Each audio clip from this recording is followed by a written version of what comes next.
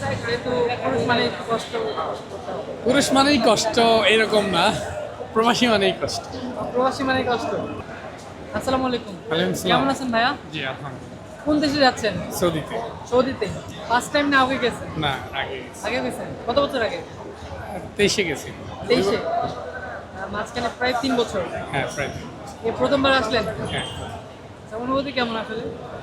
অনুভূতি পরিবার ছেড়ে যাওয়া তো সবসময় কষ্টের। আর বিদেশ তো আমরা আসলে ঘুরতে যাই না, জীবিকার জন্য যাই। Obviously tough. ভাই ফ্যামিলিতে কে কে আছে? আমার একটা ছেলে, একটা মেয়ে, মা বাবা, ওয়াইফ। মেয়ে ছেলে কান্নাকাটি করে নাই? সে তো অবভিয়াসলি করবে, কেন করবে না? আমি নিজেও তো করছি। যেহেতু পুরুষ মানে একটু কষ্ট করতে হবে। পুরুষ মানেই কষ্ট এরকম না, প্রবাসী মানেই কষ্ট। প্রবাসী মানে কষ্ট। পুরুষ মানুষ সেই দেশে পুরুষ মানুষ আছে না, যারা স্বাচ্ছন্দ্যে পরিবার নিয়ে চলতেছে। কিন্তু আমাদের আসলে বিষয়টা হচ্ছে যে প্রবাসী আমরা যে যেরকম ভালো অবস্থানেই থাকি না কেন, পরিবার ছেড়ে থাকা খুবই কঠিন এবং কষ্টদায়ক।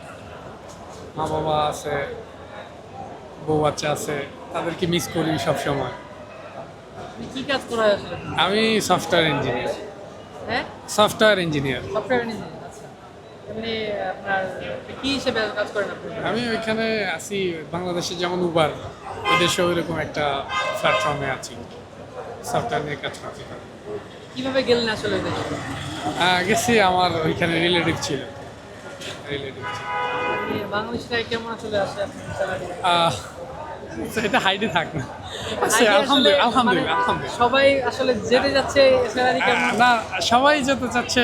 আমি চাইবো যে বাংলাদেশের রেমিটেন্স যোদ্ধারা যেখানেই থাকুক ভালো থাকুক, অনেক টাকা আর্ন করুক, নিজের স্বপ্ন পূরণ করুক, দেশের জন্য পার্টিসিপেট করুক। এটাই। নতুনদের উদ্দেশ্যে যে নতুন যারা যাবে আসলে তাদের উদ্দেশ্যে। নতুন যারা যাবে তাদেরকে বলবো যে ভিসা জটিলতাটা একটু ভেবে দেখতে, কেননা একটা ভিসা 8-10 জন করে যায়, তো গিয়ে 2-1 জন কাজ পায়, আর বাকি 8-10 জন যারা তারা 2-4-5 মাস এদিক সেদিক করে এরপরে আকামা না পেয়ে অবৈধ হয়ে দেশে ফেরত আসতে হয়। এটা তাদের জন্য অনেক বড় একটা ক্ষতি, কেননা 5 লাখ টাকা লাগে এখন সৌদি যেতে।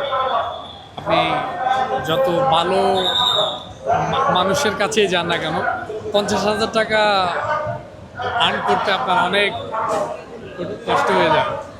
নাই, ওই রকম অপরচুনিটি এখন নাই। শ্রমবাজারটা এখন অনেক নিম্নমুখী, বিশেষ করে আমাদের তো আপনার আমাদের যেই বাংলাদেশের যে ইগুলো আছে না, এম্বাসিগুলো, ওইগুলোর কার্যকারিতা খুবই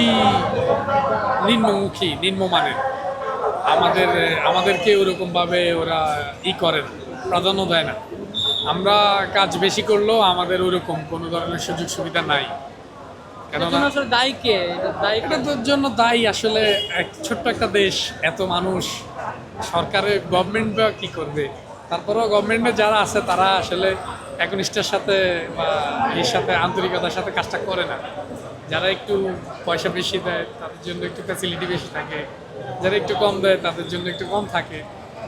আসলে করাপশনটাই মূল দায়ী। করাপশনটাই বলতে পারে না। করাপশন না থাকলে হয়তো আমরাও বিশ্বের মাঝে একটু অবস্থান, কেননা আমাদের তো শ্রমবাজার বিশাল, এত মানুষ, অনেক প্রবাসী। আসলে গভর্নমেন্ট যদি একটু নজর দিত যে যারা করাপশন করে বা যারা এ ধরনের দুর্নীতির সাথে জড়িত আছে তাদেরকে যদি একটু নিয়ন্ত্রণ করে, তাহলেই হয়তো বিষয়টা স্বাভাবিক হয়ে যায়।